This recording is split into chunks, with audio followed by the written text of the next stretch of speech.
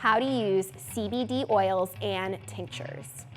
One of the great things about CBD oils and tinctures is their versatility, but it should also be noted that they tend to be more potent as well. So if you're not used to CBD, it's best to start with the lowest possible dosage and work your way up from there. And because pretty much all CBD oils and tinctures come with a convenient dropper for measuring, it's easy to find the exact right dosage for you.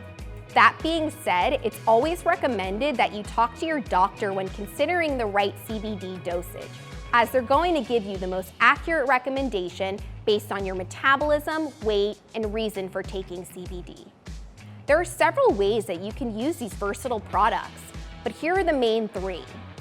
The sublingual under the tongue method. Those new to CBD oils might think that you're supposed to just swallow it, but this method can take away a lot of the bioavailability. Instead, it's recommended to take it under the tongue and hold it there for at least 30 seconds.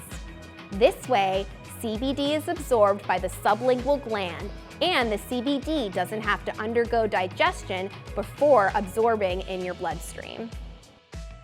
Add to edibles.